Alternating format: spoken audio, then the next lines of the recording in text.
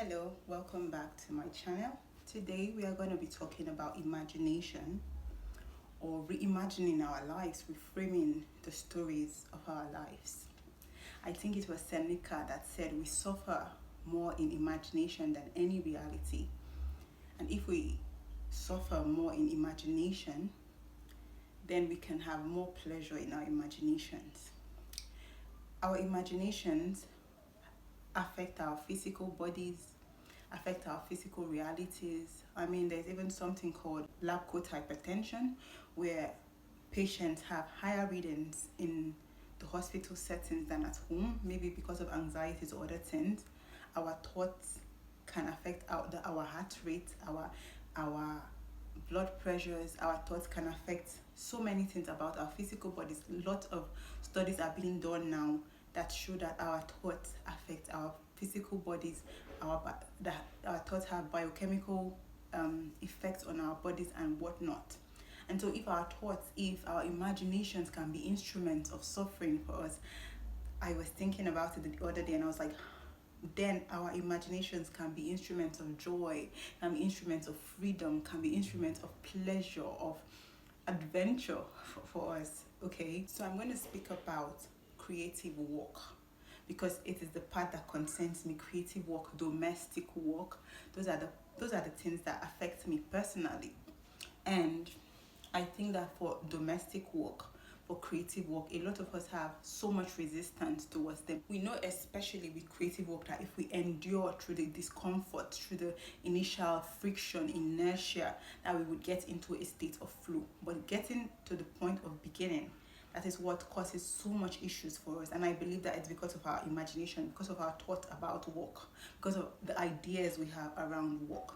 And I was thinking about it the other day. What if we reframe work? What if we reframe work as a way to sign into life?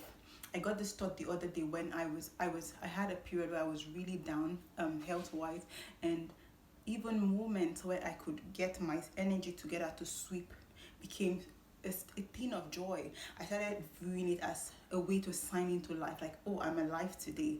And I started imagining that there was a spirit of life coming to check in on me. And when they saw me walking, they're like, oh, she's alive, remain alive. So, I mean, it is imagination, but it gave me so much pleasure. It gave me so much joy. It gave me so much anticipation to work. Even though I could only just sweep for the day, I looked forward to waking up to do one thing or the other because I refrained my thoughts around work. It became a way to sign into life, because only the living can walk in this plane of existence. Only the living can do domestic chores in this plane of existence. Only the living can do creative work in this plane of existence. So I reframed my identity. I reframed my idea, my imagination about work, and it became something to look forward to. And it's the same for domestic work. It's the same for cleaning our rooms, for brushing our teeth, especially if we suffer depression. Even doing the most basic things can be so challenging, but if we reframe it as a way of signing in. When we're in college or university, there are many times you have to sign attendance to show that you were in class. So if we reframe work, and we reframe our work, we reframe our creative endeavors as a way to sign into life, it reframes the narrative. It takes away the burden. It takes away the inertia, the resistance we have towards work. So I think that we can imagine ourselves to happier lives. We can imagine ourselves to better job outcomes, better creative outcomes. Instead of having lots and lots of days where we go without work, we can have days where we do substantial work.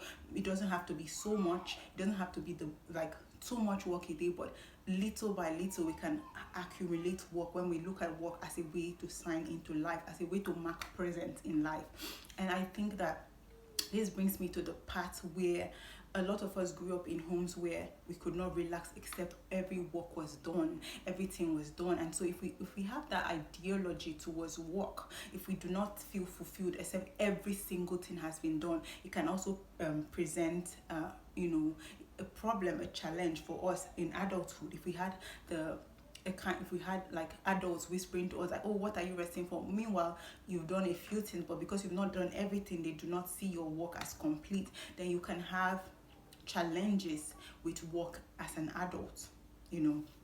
And so I thought about work, as something that continues, something that work is something that we would do as long as we're alive, right? And so if we begin to see work that way, if we begin to see work, our creative work, domestic work, as things that we have to do as long as we're alive, as a way to sign into life, then we do not have to complete it in one day. We do not have to write that novel in one day. We do not have to write the song in one day. We do not have to finish our paintings in one day.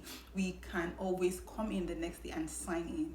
And that way we become like nature. A tree does not grow overnight, but little by little it gets the job done. Little by little, a tree is made, a tree is formed. And so we begin to behave like nature. We do not over exert ourselves, we do not over pressurize ourselves, we do not overwhelm ourselves, yet we get the job done, yet we are making progress. So that is all I have for today on the reimagination of work, and the reimagination of our work, of creative work, and how to reframe our work to experience enjoyment, how to imagine ourselves to pleasure, how to imagine ourselves into pleasure, how to imagine ourselves into anticipation, how to have anticipation about our work via imagination. That is all I have for today. I will see you in the next video. If you've enjoyed this video, please like and subscribe and share, and I would see you in the next video. Bye.